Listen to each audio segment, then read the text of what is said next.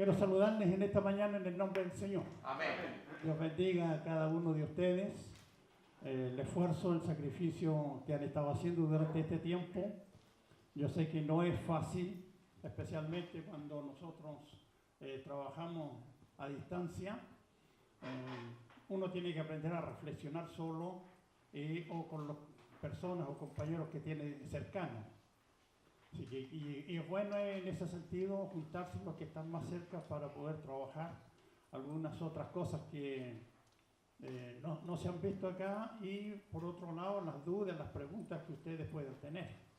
Sin embargo, siempre nosotros vamos a estar abiertos a responder a las necesidades que ustedes tengan, siempre y cuando las hagan. Para eso hay números de teléfono, si no es a través de la página de la misión o online.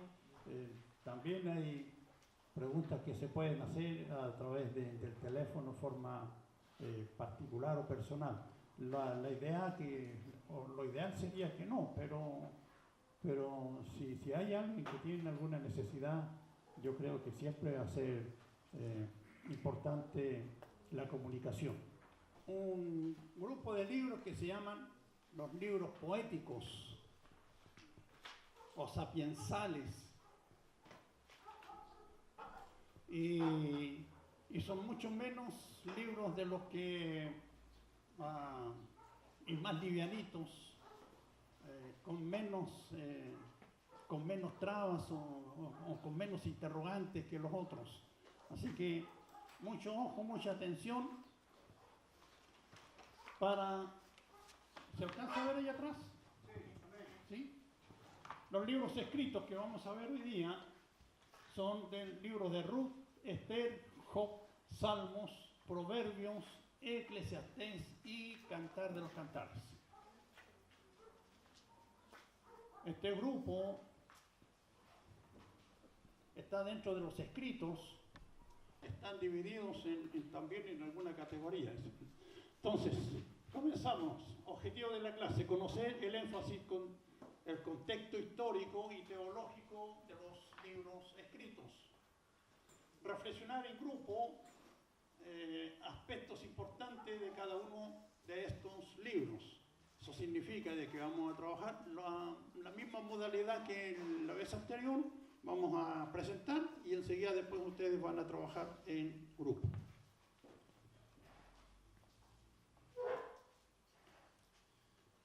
Pasamos. La introducción. Los libros que veremos en esta oportunidad son los Salmos, Job, Proverbios, Ruth, Cantar de los Cantares, Eclesiastés y Esther, más la lección que habla de Yamnia, para concretar y terminar el canon del Antiguo Testamento. Tenemos que decir que todos estos libros están incluidos entre los libros escritos, según la Biblia hebrea. Sin embargo, en nuestra Biblia, varios de estos libros se les llama poéticos, que son los libros de Job, Salmos, Eclesiastés, Cantar de los Cantares. Y los libros de Ruth y Esther están como libros escritos, esto es en nuestra Biblia. Y el libro de Lamentaciones está entre los libros profetas mayores. Lamentaciones de Jeremías. ¿Les queda claro? ¿Les queda claro? Entonces tenemos algunos libros que son libros históricos. Aquí hay un libro y los demás son poéticos. Y el libro de Lamentaciones, que lo dejamos de lado para trabajarlo con el tema profético. Vamos a comenzar con el libro de Esther. Hay algunos pasajes bíblicos ahí que son más o menos claves.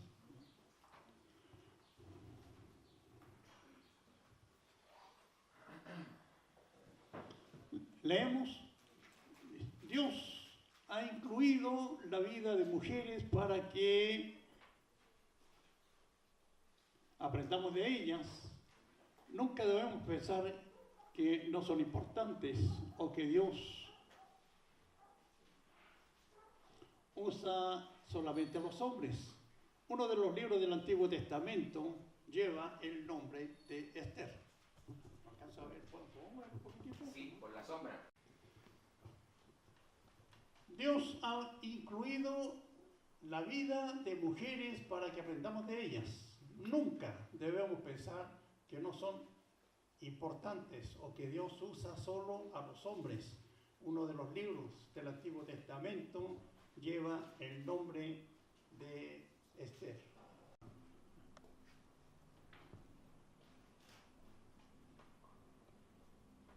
Una pregunta que me surge. Cuando se escribió el libro, ¿dónde estaba Esther? ¿Alguien sabe? ¿Estaban cautivos?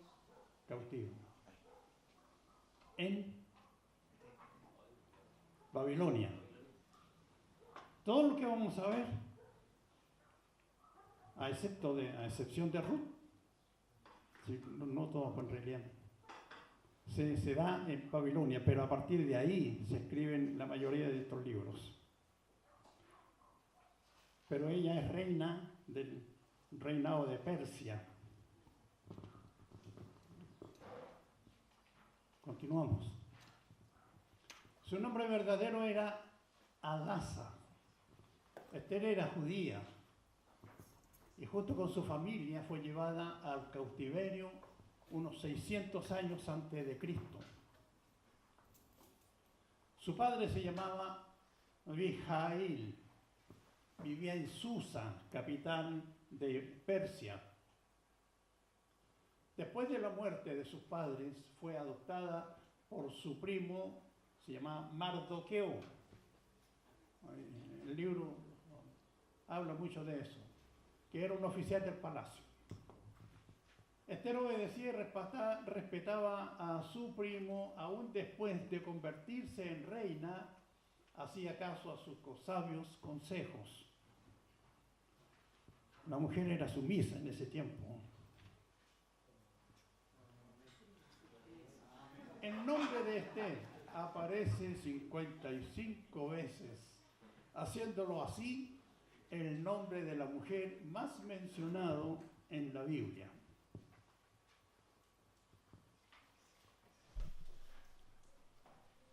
El libro de Esther es aún leído en las sinagogas judías de todo el mundo cada año a mediados del mes de marzo.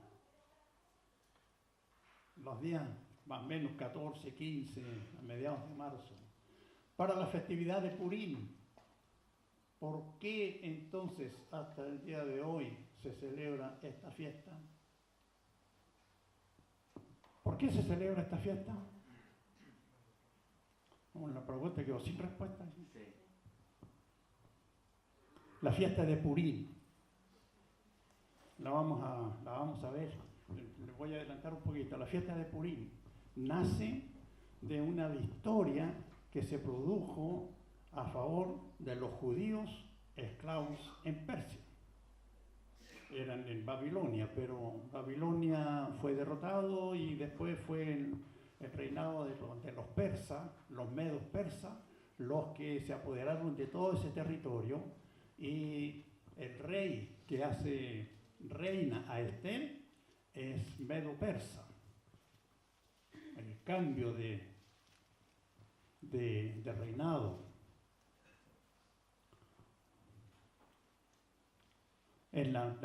Ahora Persia está ocupando los mismos territorios que tenía Babilonia. Amén. Continuamos. Esther entonces fue auténtica ante su familia y su pueblo en medio de la crisis. Esther no se avergonzó de su raza ni se olvidó de su gente. Algunas mujeres tratan de esconder y olvidarse de sus raíces, especialmente si hay algo negativo en sus antecedentes, y no quieren que nadie lo sepa.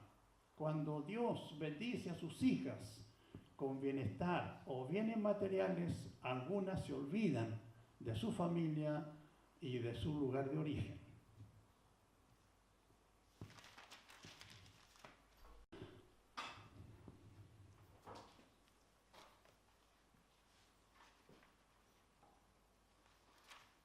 Otras no solo niegan su origen humilde y su raza, sino hasta sus padres.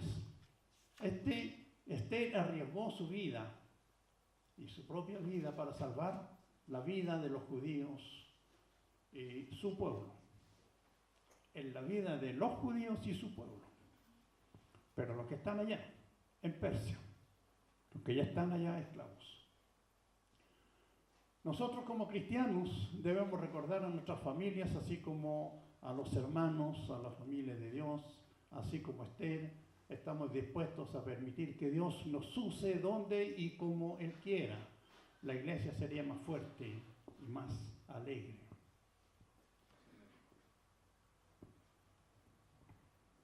Hay un libro que dice, en manos de mujer Dios dio la victoria.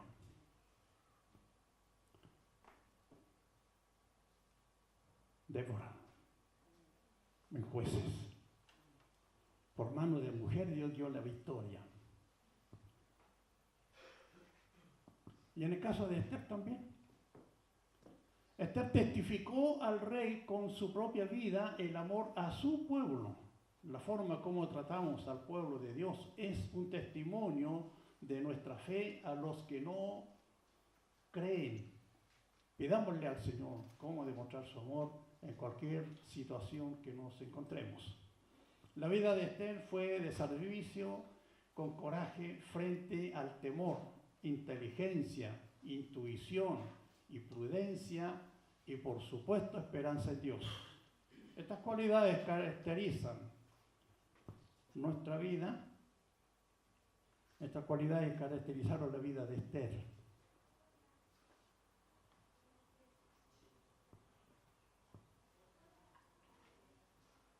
Resumen.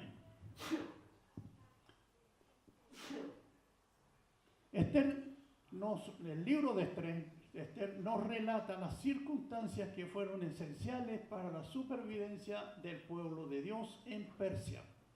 Los judíos eran una minoría en medio de un mundo hostil. Se desconoce el autor del libro, pero es evidente que el autor conocía personalmente las costumbres persas, el palacio de Susa y detalles acerca del rey Asuero, lo cual indica que el autor probablemente vivía en Persia durante el periodo que se escribió el libro.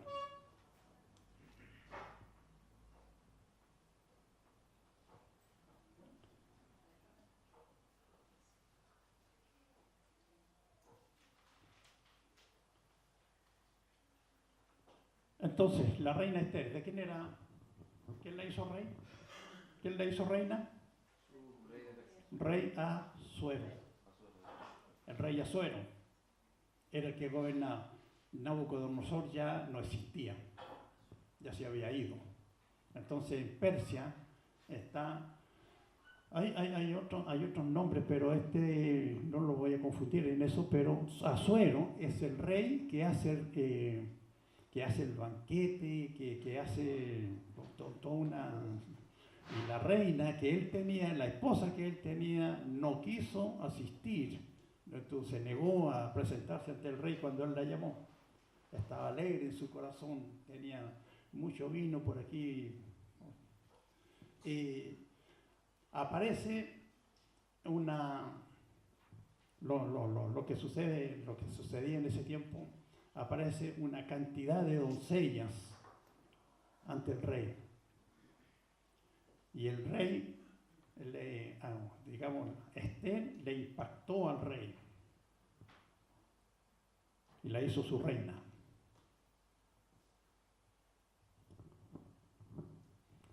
Es bonita la historia de Esther.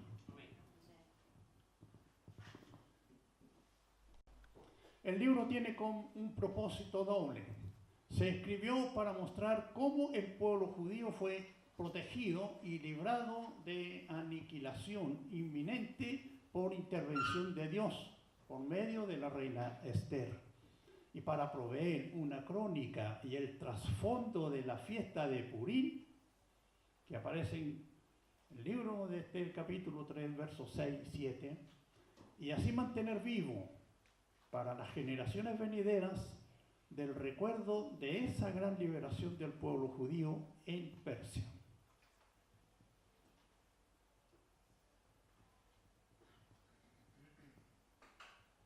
Eso quiere decir, pastor, que la fiesta de Purim no se menciona en ninguna otra parte más, sino que solamente está revelada a través del libro este. Se generó ahí.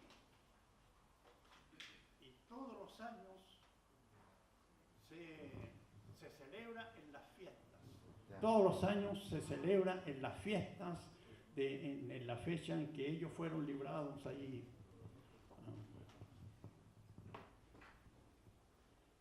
El capítulo 3 es bien interesante, muy bonito.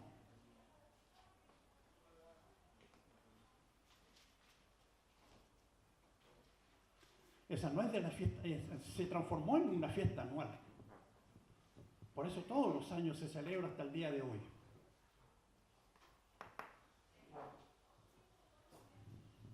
Está incluida con las otras fiestas que habían, las fiestas, las que aparecen en Levítico, la fiesta de Pentecostés, la fiesta de las cosechas, la fiesta de los panes sin levadura o de los tabernáculos.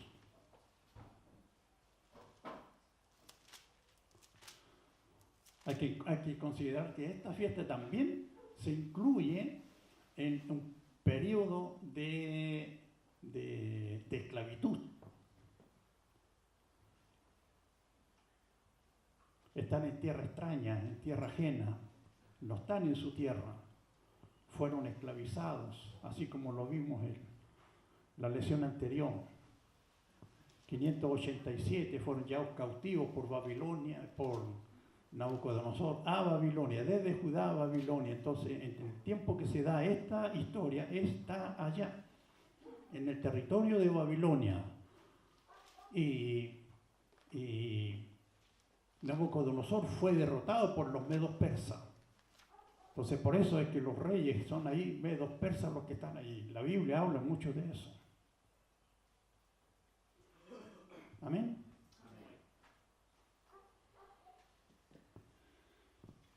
Vamos a la linda historia del libro de Ruth.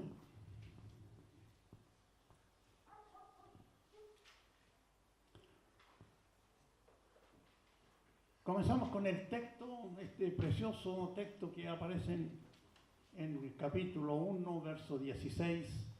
Y respondió Ruth: no me ruegues que te deje y que me aparte de ti, porque donde quiera que tú fueres, iré yo, y donde quiera que vivieres, viviré. Tu pueblo será mi pueblo y tu Dios mi Dios.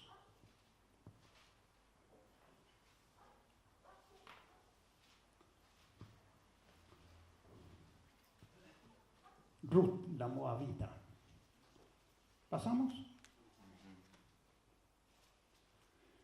En todo el libro se menciona por nombre solo 2 veces, los cuales tomaron para sí mujeres moabitas, después de los puntos suspensivos. El nombre de la una era Orfa y el otro nombre era Ruth. Y habitaron allí unos 10 años. Están en Moab.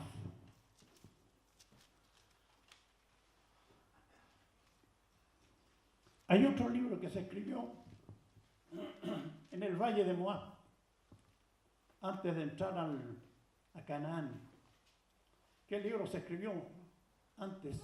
O toda la historia que se relata ahí, en Moab.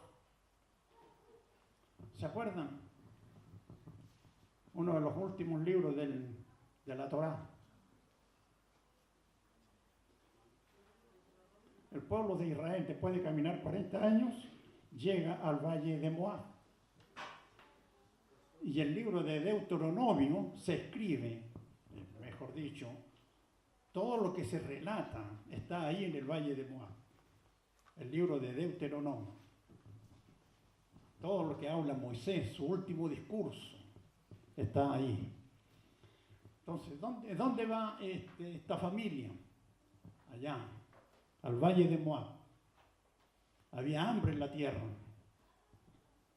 Y ellos se trasladan ahí por trabajo, en busca de pan.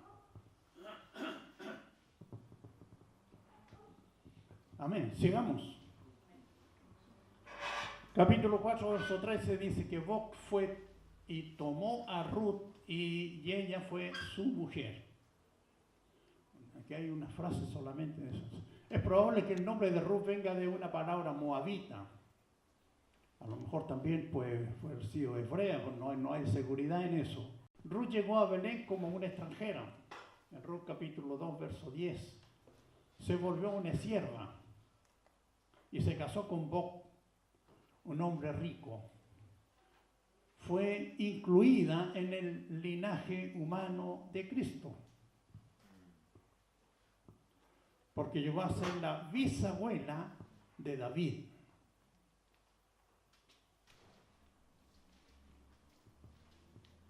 La historia de Ruth cubre alrededor de 11 a 12 años, de acuerdo al siguiente escenario. Ahí aparecen los textos, los cuales tomaron para sí 10 años en Moab.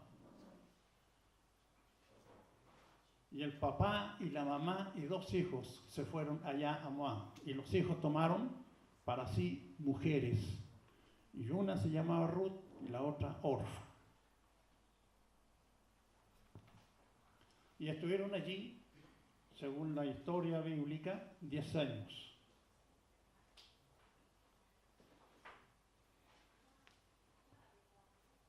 A mediados de abril hasta mediados de junio. En el campo de Moab.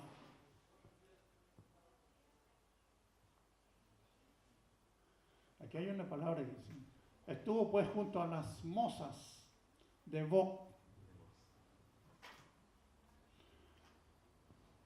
No es el término de hoy día que le llamamos moza. Son las mujeres, las doncellas que trabajaban para Boc en la cosecha de trigo. Ahí llegó Ruth a trabajar en la cosecha, a ganarse el pan. Y vivía con su suegra. Después dice, el último párrafo dice: más con su suegra habitó.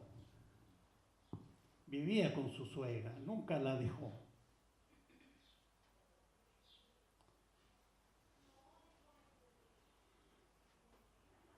En el punto 3 dice Ruth, capítulo 3, verso 1 al 18, habla de un día en Belén y una noche en la era. Esta era generalmente una área dura y grande de tierra o piedra donde se llevaba a cabo el trillado de trigo.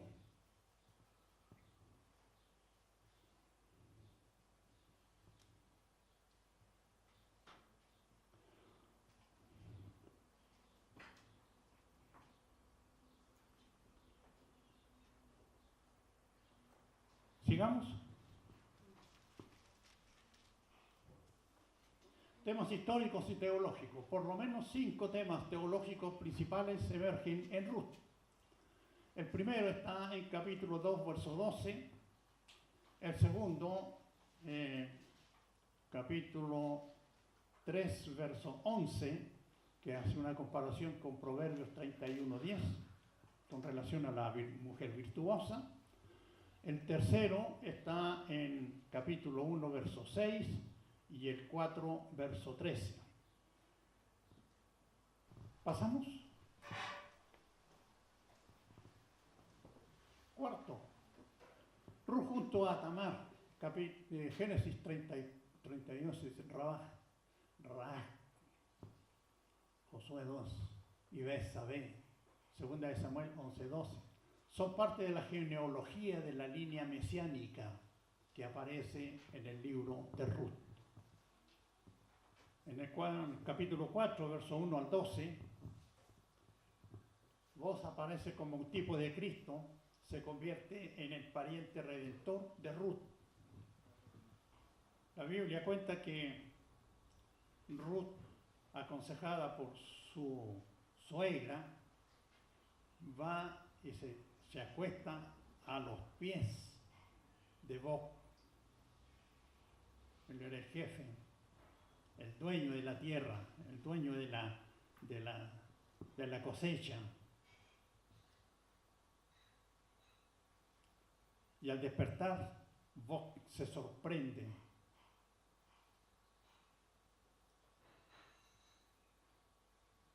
Y ella le busca la conversación. Y finalmente Boc acoge a Ruth como parienta y se casa con ella.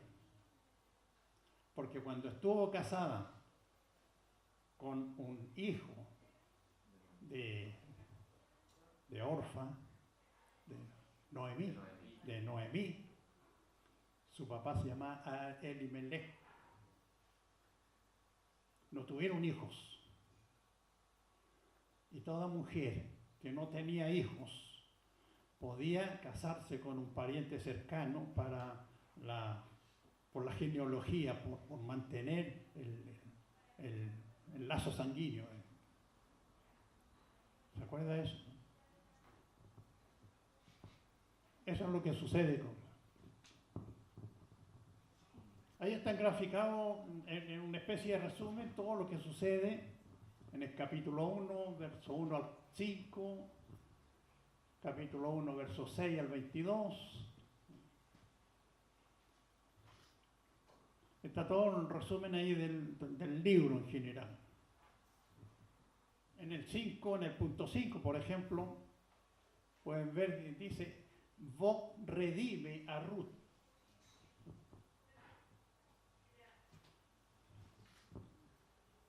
Por eso se le asemeja a una especie de Cristo. Correcto. La hace su compañera de vida.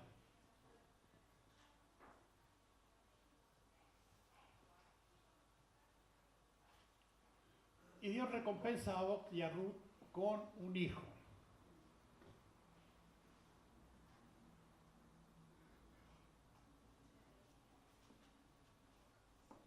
Y por ahí aparece la genealogía o aparece lo que tiene que ver con Noemí o con Ruth como bisabuela de David. ¿Se entiende? ¿Amén? Díganme que sí, me mueven la cabeza para arriba, para abajo. Sí. Ahí yo entiendo. Porque... ¿Está bien? ¿Pasamos? Un comentario. El libro de Ruth fue escrito para describir cómo por medio del amor abnegado y el justo cumplimiento de la ley de Dios, una joven moabita virtuosa y devota llegó a ser la bisabuela del rey David de Israel. Esta historia de amor comienza cuando Elimelech sale de Judá a raíz del hambre que se vivía en Judá y se traslada con su familia a Moab. No le fue bien. Este libro se escribió para conservar la historia admirable de una familia israelita en tiempos de los jueces. Además fue escrito con la intención de reivindicar un derecho de las mujeres extranjeras. Estas, según una legislación nacionalista, debían ser expulsadas por sus maridos judíos para evitar una contaminación religiosa y cultural. Había una ley en el pueblo de Israel que no debían mezclarse con otras personas que no fueran de su raza. Y Dios castiga al pueblo de Israel cuando ellos llegan a las tierras cananeas y los hombres y las mujeres se empiezan a casar con hombres y mujeres cananeos, porque los pervierten, los hacen perder la línea de adoración a un solo Dios y se transforman en idólatras. Y las mujeres, curiosamente, en el libro de Jueces salen muchas cosas. Curiosamente, comienzan a entregar sus hijos para quemarlos como sacrificio al dios Moloch. Por eso después, cuando regresen de aquí, de la cautividad en Babilonia, Esdras y Nehemías, juntos, ustedes saben que Esdras es un sacerdote, gobernador, es Nehemías, y ellos hacen que los varones devuelvan a las mujeres con las cuales habían contraído matrimonio. ¿Lo haría usted? ¿Lo haría yo?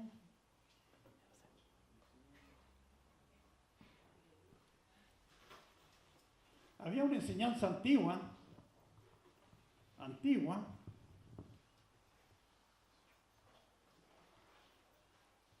que no sé si se generó en otros lados, creo que en la iglesia evangélica pentecostal, si mal no recuerdo, en la iglesia evangélica pentecostal, en la iglesia metodista pentecostal, le prohibía a sus hermanas jóvenes, a sus miembros jóvenes, casarse con personas que no fueran de la iglesia. Y la iglesia evangélica hueleyana también. Pastor Mora enseñó eso. Yo me acuerdo.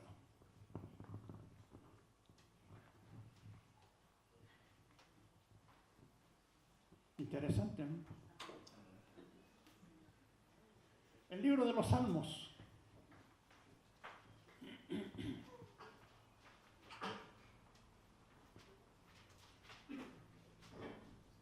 La palabra del latín es salmus. Y del griego no lo voy a leer porque no lo sé. ¿Qué significa tocar las cuerdas de un instrumento musical? Salmus. Había una palabrita en eso.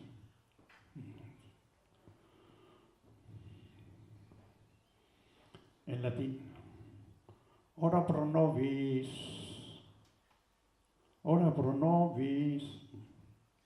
Dios es con nosotros.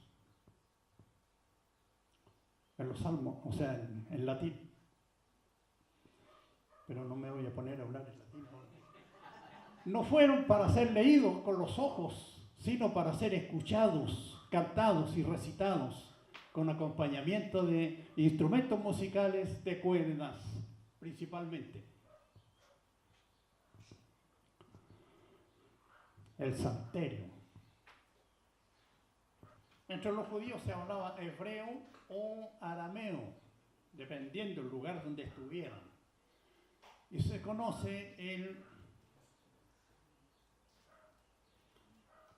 en el hebreo como chillín. Chillín. La pronunciación es muy difícil. Que quiere decir cánticos de alabanza o cánticos de adoración. Sus orígenes se ubican en los primeros años de la historia de Israel. En un principio fueron usados para el culto por los sacerdotes del primer templo en Jerusalén. Ahora hay muchos salmos que le han sacado melodías. Yo conozco salmos que tienen 3 melodías. Los he escuchado con 3 melodías distintas. Cada uno en su territorio le coloca la melodía que mejor estima.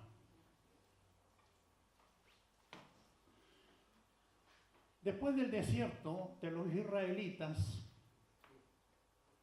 el libro de los Salmos se convirtió en el himnario y en el libro de oración de la asamblea en el nuevo templo de Jerusalén. Estamos hablando en el periodo de Salomón. Aquí inicia la historia de los Salmos, su recopilación y transmisión. Desde entonces no han dejado de recitarse ni un solo día en templos, conventos y otros lugares de oración.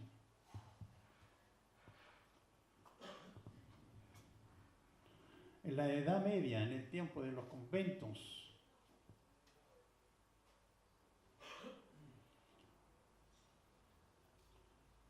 se recitaban y se cantaban los salmos, especialmente.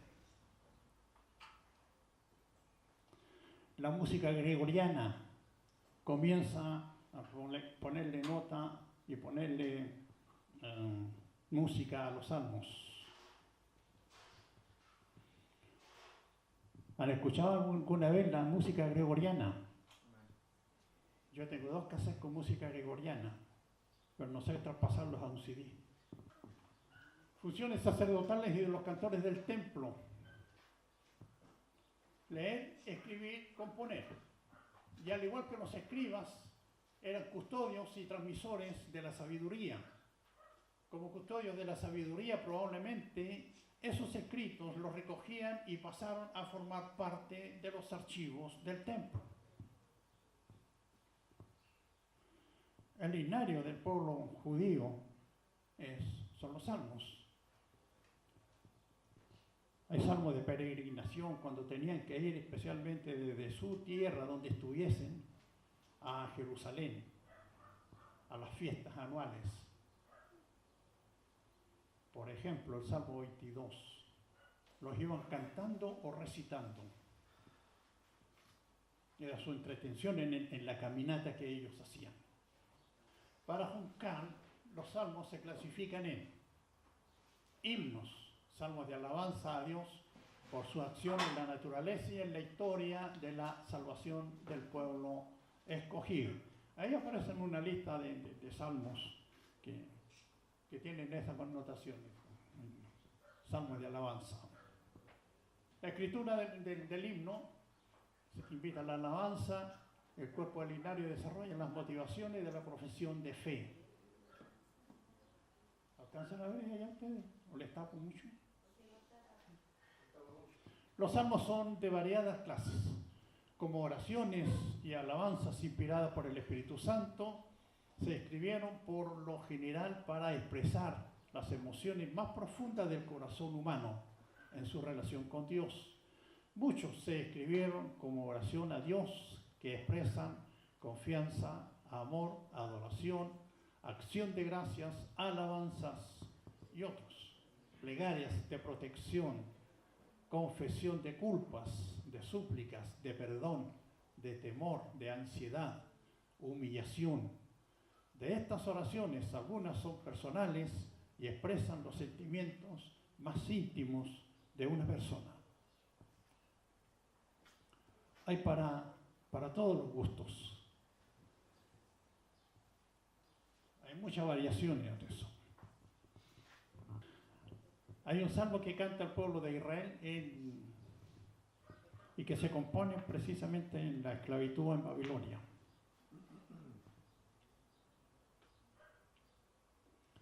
Si Jehová hiciere volver de la cautividad de Sión, seremos como los que sueñan. Y el Salmo 136 parece que es. Y como conversamos en una de las primeras clases, el Ezequiel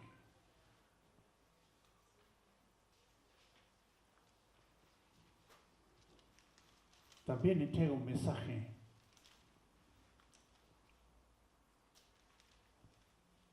de esperanza al pueblo en cautividad. Pero como estamos hablando de los salmos solamente, ¿amén? ¿Pasamos? Amén. Entonces resumimos que este libro se compone de 150 salmos y que la división está ahí.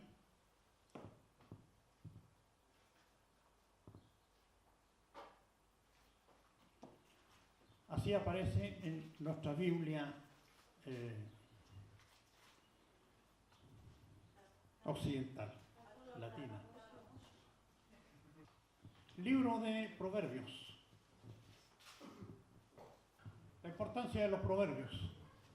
Criterios para establecer las colecciones: enseñanza y literatura sapiensal, lenguaje y estilo, relaciones entre sabiduría hebrea y oriental, ética y doctrina del libro, temática y doctrina del libro y las conclusiones. A la palabra de la raíz verbal de MSL le faltan las vocales. El libro de Proverbios es el más antiguo de la literatura sapiensal.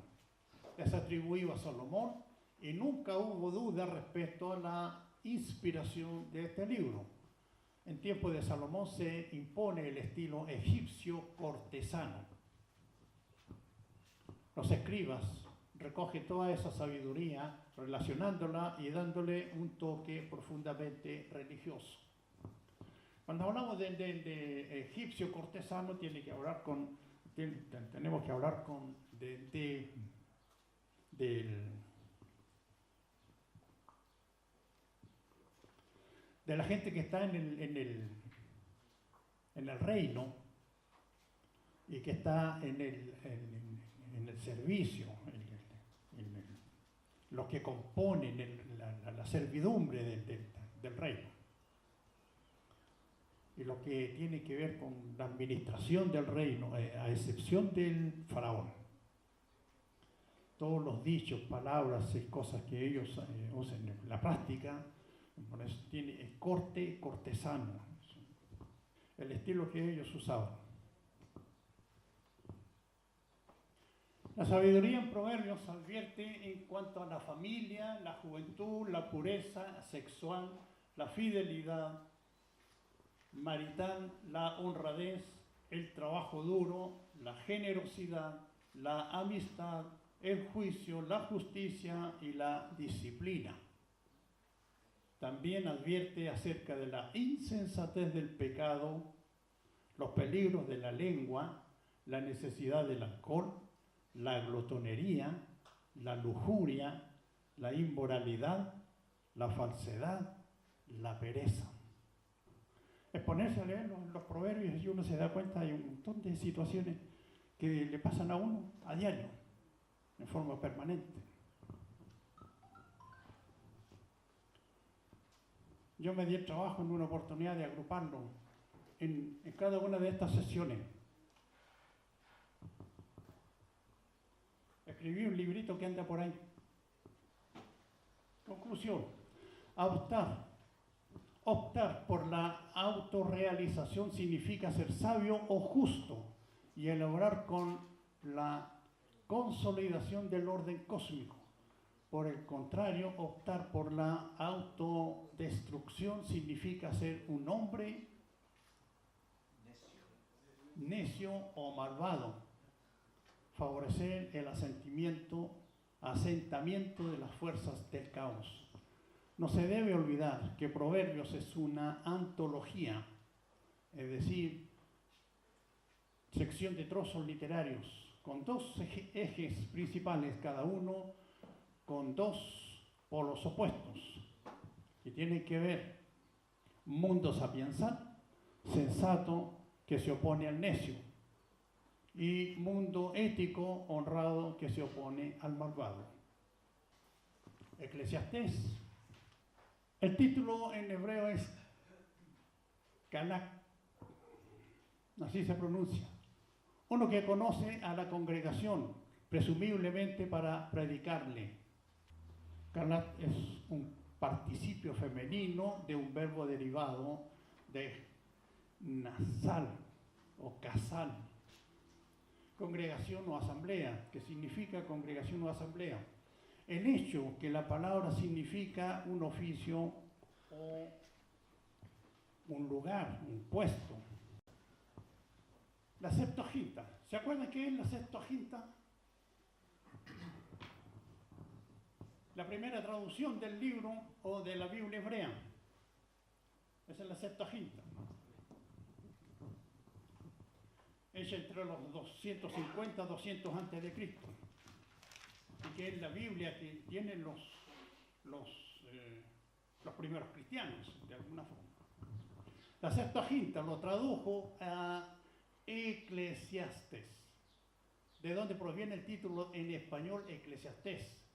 Es una buena traducción del vocablo hebreo porque también significa predicador y deriva de la palabra griega eclesia, que significa asamblea debidamente convocada.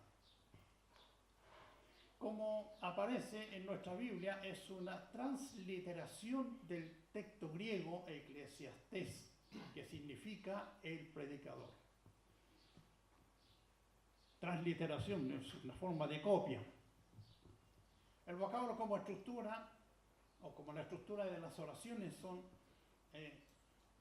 post-exílicas, más parecidas al estilo de la Mishnah. Entre paréntesis, segunda ley que contiene los comentarios rabínicos tempranos sobre varios pensamientos bíblicos organizados y por temas que cualquier otro libro del Antiguo Testamento. Eso tiene que ver, lo que está con rojo, tiene que ver con la explicación de la Mishnah. Este argumento lingüístico ha sido la línea de evidencia más fuerte y convincente para una fecha entre los años 400 y 200 a.C. Otro detalle es que algunos fragmentos de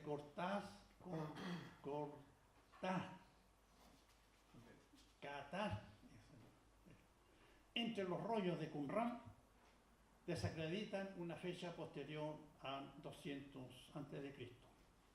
Los fragmentos de este documento, que se llama en griego Catán, que fueron encontrados en los rollos que estaban en Qumran, los rollos de Qumran, a orillas del Mar Muerto. Se habla de los rollos rabínicos de los esenios, a orillas del Mar Muerto, en las cuevas de Qumran, que fueron encontrados en 1948 aproximadamente, en el siglo pasado, y que todavía no se han desarrollado porque son como 5.000 rollos que había. Y según algunas informaciones todavía no se han desarrollado no más de 1.000. Pero eso se acreditan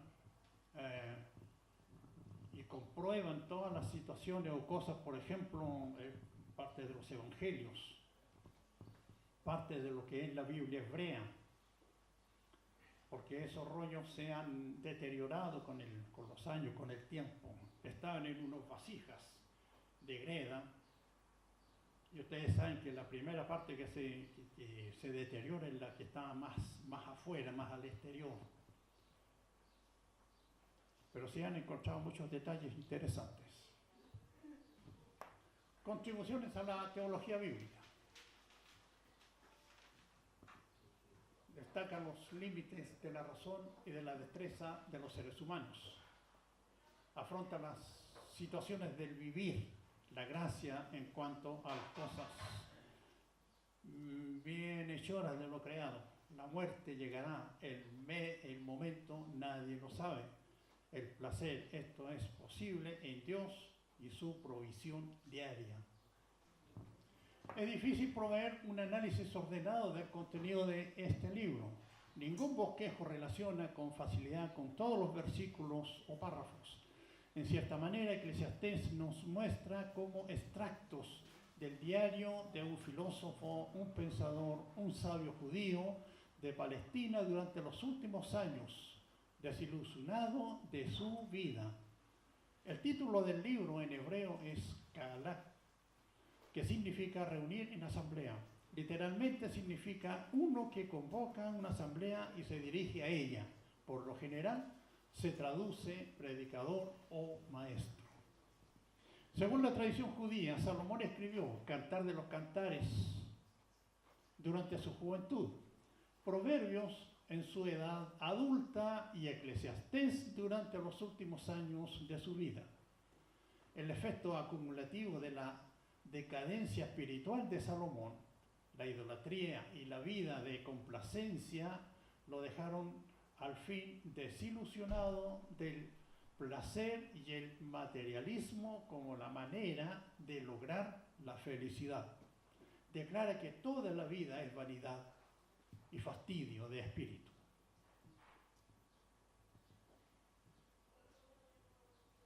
¿Qué podríamos decir? Que la gozó, que cuando tuvo plata, la gozó. Y que despilfarró y que se corrompió, también es cierto. Y que terminó así, desilusionado. Pero nos deja una linda enseñanza.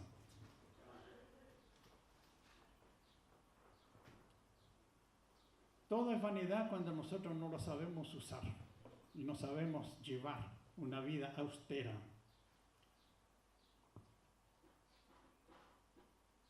Porque la felicidad no la da la plata ni la comodidad. La felicidad la da el cómo yo soy y trato al otro como igual. Ahí está la felicidad. Aprender a vivir como ser humano, aprender a vivir como persona. Amén. Valorándonos unos a otros. Si sabe más, gloria a Dios. Si sabe menos, haga el empeño. Si no tiene mucho, trabaje más. Y aprender a gozar de la vida, aprender a gozar de lo que tenemos, aprender a gozar cuando llueve, cuando está nublado, cuando hay un lindo sol. Aprender a valorar la naturaleza que Dios nos ha dado. Eso es felicidad. No tener una actitud pesimista ante las cosas. Amén, exactamente. Actitud positiva. Eso nos da la vida, nos alegra. Aprender a vivir. Libro de Job. Mucho nos gusta y disgusta cuestionar a Dios. El problema, sin embargo, es que no nos damos cuenta de lo que sucede en realidad. Si conociéramos a cabalidad el gran conflicto, más que cuestionar a Dios, lo honraríamos y amaríamos aún más. El tema principal del libro de Job es la justicia de Dios, cómo actúa el Creador en el gran conflicto. Los personajes principales son Dios, Satanás y Job. Los seres creados sin pecado, hijos de Dios y ángeles. Seres de otro planeta forman parte de esta controversia.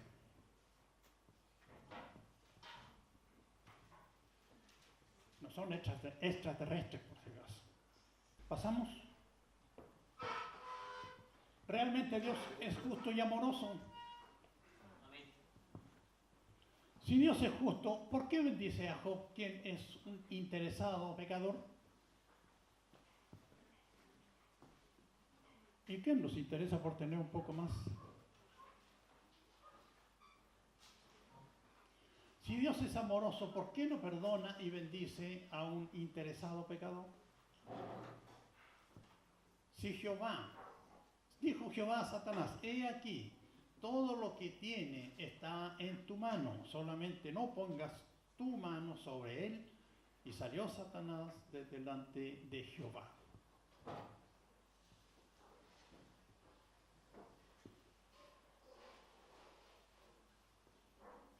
¿Cómo es posible que Dios, nuestro Creador y Redentor, nos ponga en las manos de Satanás? ¿Puede o no puede? Sí puede. ¿Dónde estuvo Dios cuando Satanás asesinó a los hijos de Job? Lo estaba mirando. Pero como se lo había entregado, todo lo que tenía, entonces Satanás hizo las suyas, de las suyas. El propósito del libro de Job es vindicar la justicia y el carácter de Dios y de su siervo Job. ¿Qué tendría que suceder para vindicar el carácter y el amor de Dios? Si Dios es todopoderoso, soberano y eterno, Satanás queda inhabilitado para hacer daño a los hijos de Dios. Satanás está inhabilitado. Pero, si Dios se lo permite, esa inhabilidad queda nula. Y nosotros podemos ser entregados en las manos del Señor. El pueblo de Israel, por desobediente, por idólatra, fue entregado en las manos de Satanás a través de los imperios paganos. Asiria, Babilonia, Roma.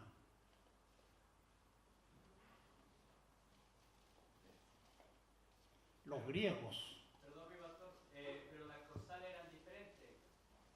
Las causales eran diferentes porque el pueblo de Israel idólatra tenía una causal. En cuanto a Job, ¿qué causaba que lo tentara, o sea, que lo castigara Satanás? ¿Es eso?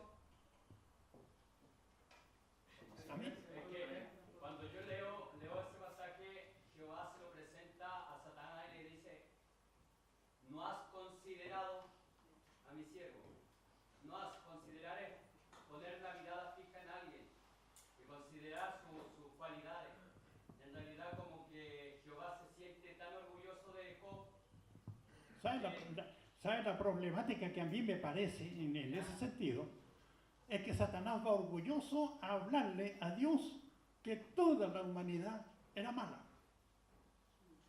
Toda la gente cometía pecados y errores. Entonces Dios le dice, bueno, pero y nos consideraba Job que era justo, era bueno, era etcétera, etcétera. Y al final, bueno, ahí está en tu mano. ¿Por qué? Porque Satanás le dice, pero si lo tienes bendecido, lo tienes Claro, lleno de esto, de esto. Ahí va la contraparte, o sea, diferente argumento.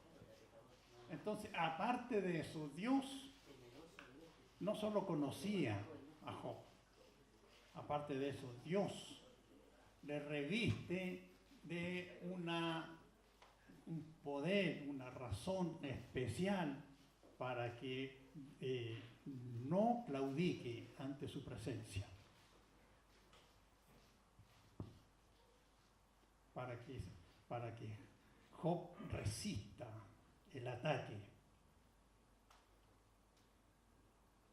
Si Dios no lo reviste, si no lo cubre, en la parte humana, Job podría haber fallado. Pero Dios lo protege. El solo hecho que le dice, no le quites tu vida, no le toques su vida. Pero Dios le protege esta parte. Entonces el hombre siempre adora a Dios, reconoce la soberanía, la grandeza, el poder de Dios. Cuando no está condicionado a favores. Amén. Así es. Muy bien.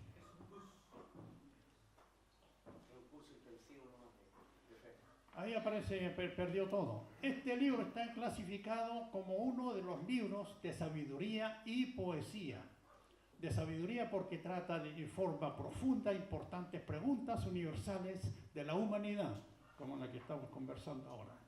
Y poético porque casi todo el libro está en verso. Su poesía, sin embargo, se basa en una persona real e histórica y en un suceso real e histórico. ¿En qué tiempo se da esto?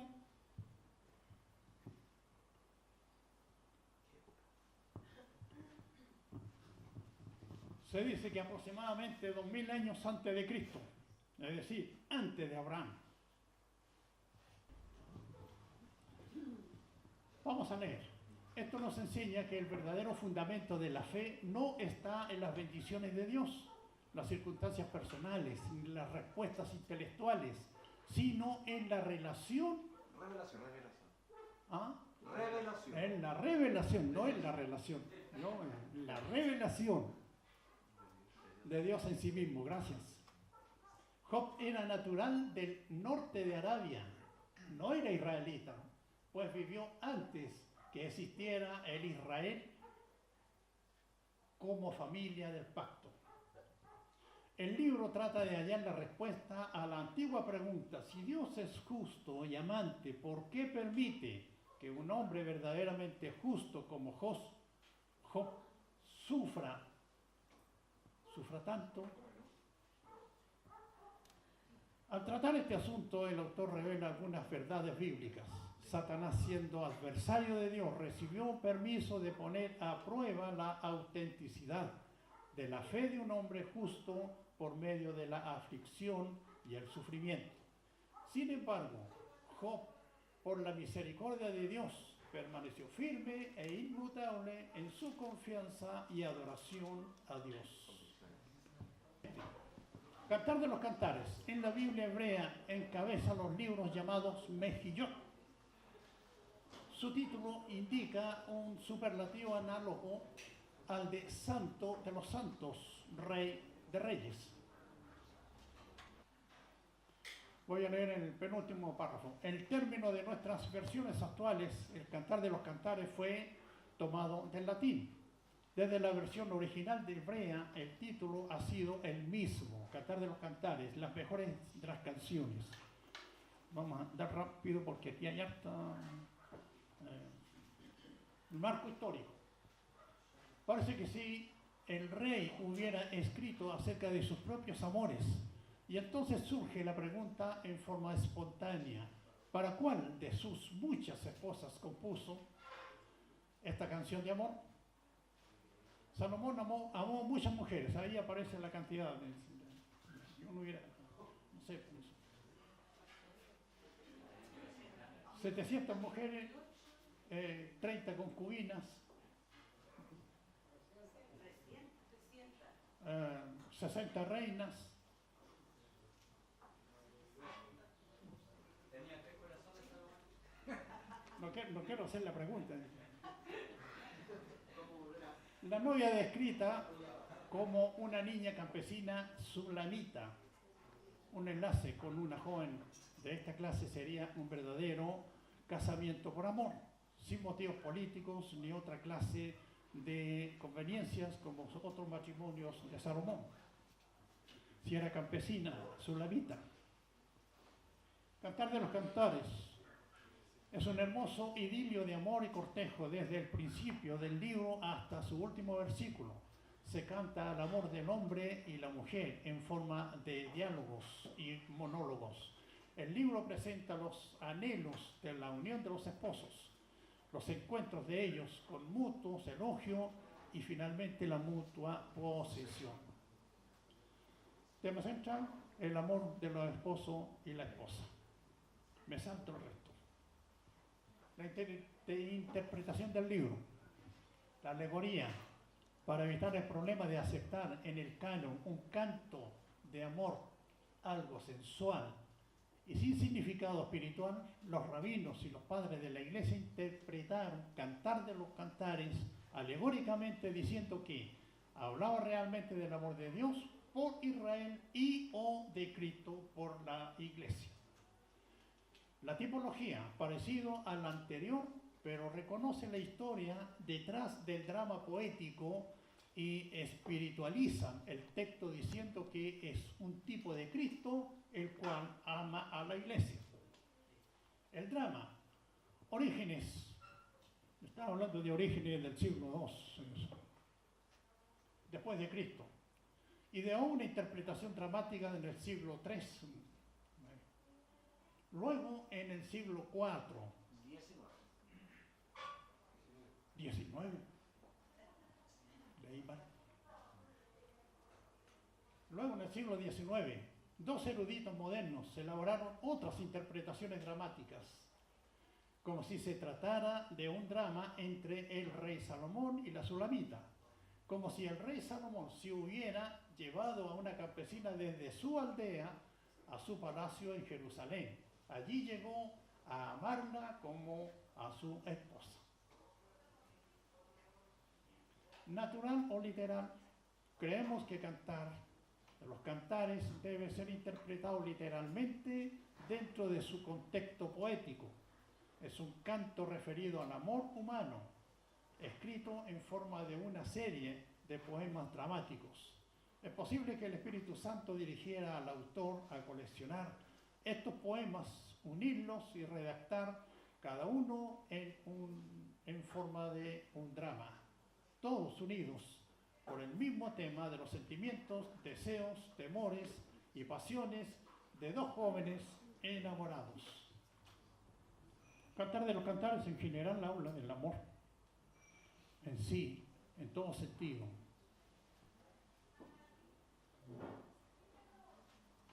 Y de eso mismo vamos a hacer la pregunta, del amor.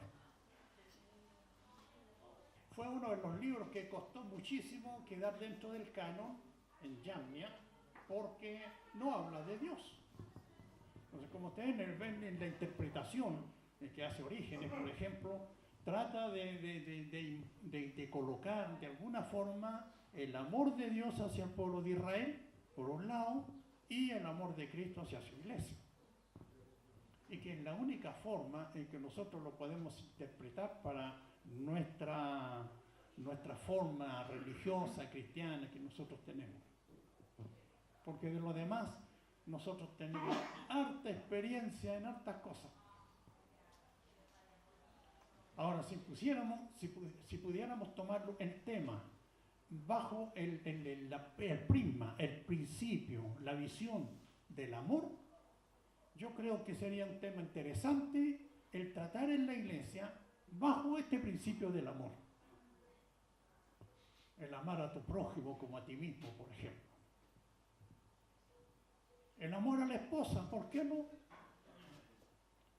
¿Cuántas discusiones se evitarían en los matrimonios cuando hubiera amor de la esposa al esposo y del esposo a la esposa?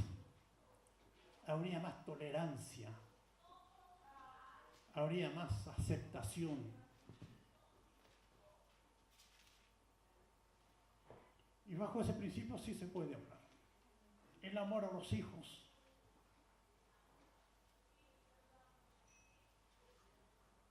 El amor a los hermanos. Si peleamos entre familia, hermanos sanguíneos o cosanguíneos. Peleamos en la iglesia, entre hermanos. Hay divisiones entre los hermanos de la iglesia porque no hay amor. Hay un cántico que dice, si tuviésemos amor de Dios. Los libros Mejillón. Otra unidad son los 5 libros rollo festivos que se llaman en hebreo libros o 5 Mejillón. También llamados los hagiógrafos, libros santos o escritos santos.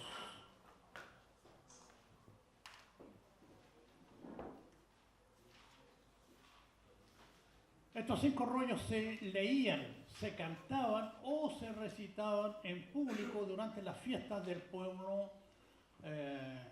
de Israel. Los libros son Cantar de los Cantares, que era recitado durante la fiesta de Pascua. Cantar de los Cantares, el amor, la fiesta de Pascua. Da la mano a tu hermano, da la mano. Dale una sonrisita. Dale una bienvenida. Dios te bendiga. Nosotros somos medios clasistas también. No nos toleramos entre nosotros. Menos podemos tolerar a un extranjero que llegue a la iglesia. Entonces los del pueblo de Israel, una clase cerrada, cantaban estos cánticos, los recitaban, conversaban sobre ellos, sobre las historias. Cantar de los Cantares era recitado durante la fiesta de Pascua. Cantar de los Cantares al amor, la fiesta de Pascua. El Dios te bendiga, pero el Dios te bendiga así de adentro.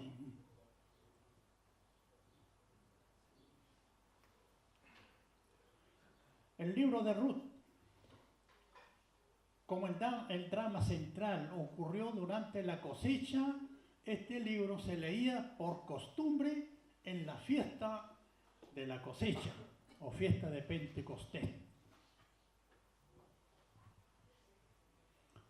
Siempre se reunían una semana al menos para poder realizar todas sus actividades y ellos podían contar esta historia de Ruth y Noemí.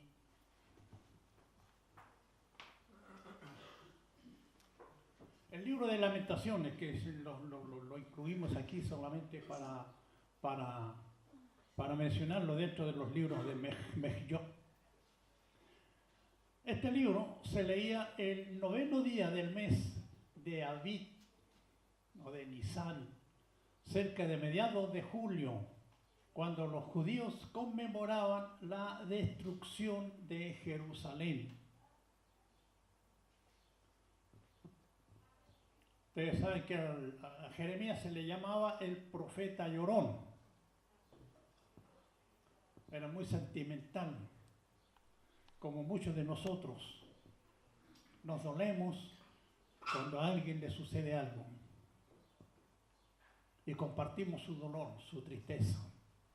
Mucho más el profeta, cuando es rechazado por el pueblo y por los que gobiernan el pueblo. Profeta mentiroso, profeta que no está diciendo la verdad, profeta que siempre nos habla en forma negativa, profeta que no nos quiere, y finalmente lo llaman el profeta traidor. Cuando llega la destrucción, lo llaman el profeta traidor porque está confabulado con los opresores. Le echan la culpa a él, pero no reconocen su mal, su idolatría, su pecado. Entonces el profeta lamenta y llora.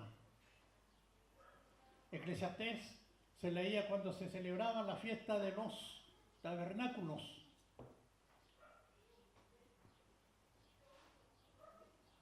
La fiesta de los tabernáculos. Y finalmente, la fiesta de Purim.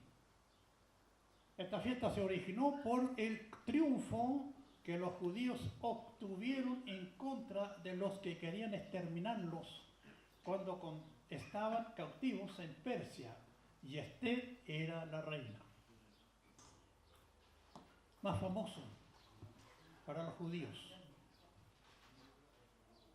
El concilio en Yamna se llevó a cabo en el año 90 después de Cristo.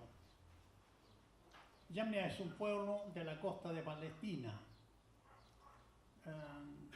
La fecha en que el proceso de canonización del Antiguo Testamento será terminado o concluido por los rabinos judíos.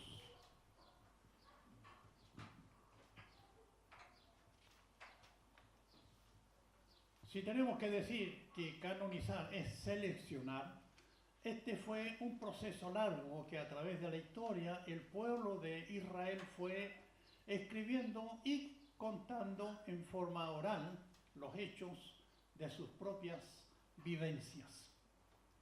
Después del segundo cautiverio, en el año 587 a.C., los judíos van recogiendo los textos de antaño y los van canonizando.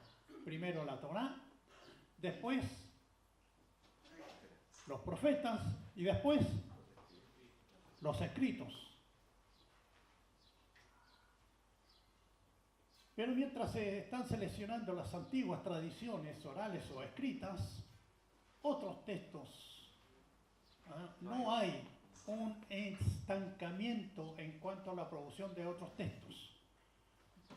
El escribir no se detiene, siempre siguen escribiendo. Hay muchos otros libros que no están en nuestro canon, que se siguen escribiendo y que sí están en la Biblia hebrea.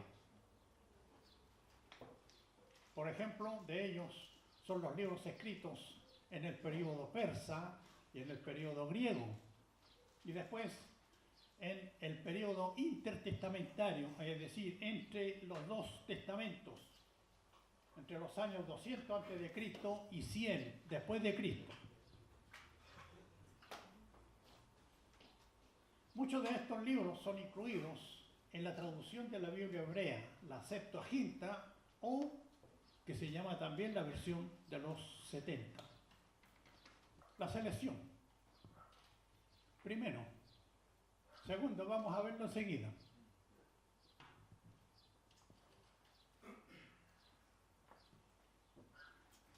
Aparece aquí, la mayor preocupación de los rabinos judíos nace después de la destrucción del templo en Jerusalén a manos de los romanos en el año 70 después de Cristo. Mateo 24, ahí está la profecía de Jesús de la destrucción del templo. Otra vez los judíos experimentan la destrucción de su centro religioso en Jerusalén. Además, y esto es tremendamente importante, aparece una nueva organización religiosa donde se están escribiendo otros libros con el surgimiento del cristianismo. Ese es el gran problema. Por lo tanto, en Yamnia, en el año 90, se establece oficialmente la fijación del canon llamado palestinense o Biblia hebrea. El canon cristiano, el canon del Nuevo Testamento todavía se está escribiendo. Un adelanto, el canon del Nuevo Testamento se consagró casi oficialmente por allá por el año 400 después de Cristo. Ahora, hay muchos de estos libros que no quedan en el canon, tanto en el Antiguo Testamento como en el Nuevo. Porque en el Nuevo hay historias, por ejemplo, de que hay un evangelio de Pedro. Se lee mucho el evangelio de Judas. No sé si ustedes alguna vez han escuchado, yo no siempre lo tengo la oportunidad de escuchar al doctor Fay. Él estaba leyendo como una cosa, pero lo más extraordinario, el evangelio de Judas. No quedó en el canon. Pero y él lee en el evangelio de Judas que Cristo sí se casó. Y que se tuvo que casar porque era natural biológicamente que Jesús se casara.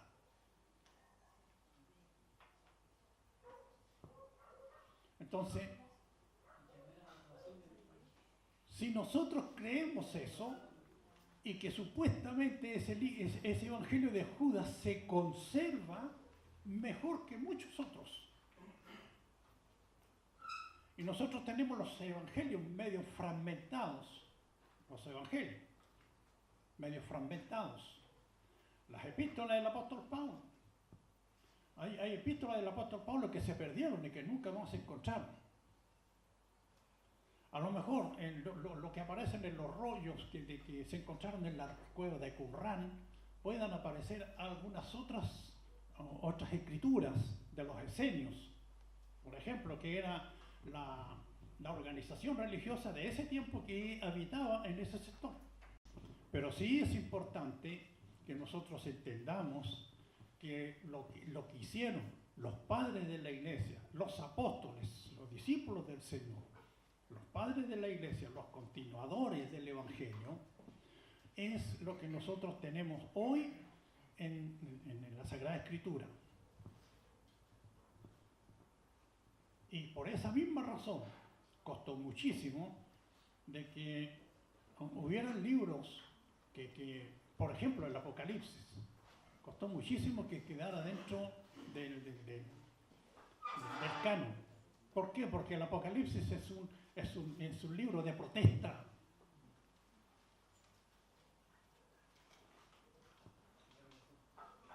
Es un libro ¿cómo se llaman los documentos? Donde no se coloca su nombre.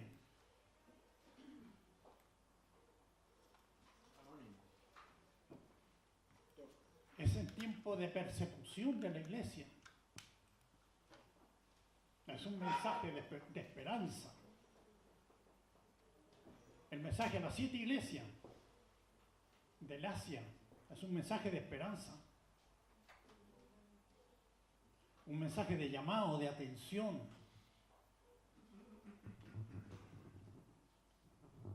Es un mensaje de estar alerta a lo que viene. Nosotros estamos siendo oprimidos y tal cosa viene. Hay una lectura que dice que Serapión, un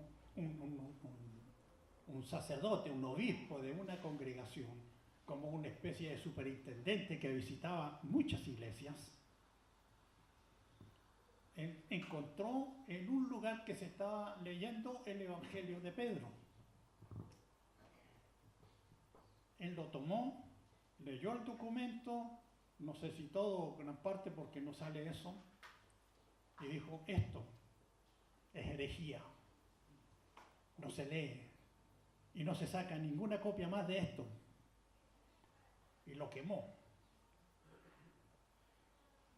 Lo que escribieron los apóstoles, eso es lo que corresponde. Lo que escribió el apóstol Pablo, eso es lo que nosotros tenemos. Era un colador. Conoció seguramente algo que no era correcto. Ahora, Pedro ya había muerto por allá por el año 70 y no había escrito eso. Entonces, ¿cómo eso? Entonces hay muchos escritos que aparecen aquí y por eso es la preocupación de los rabinos de llegar a este lugar, convocar una especie de concilio para que puedan ellos ponerse de acuerdo y terminar con el canon del Antiguo Testamento.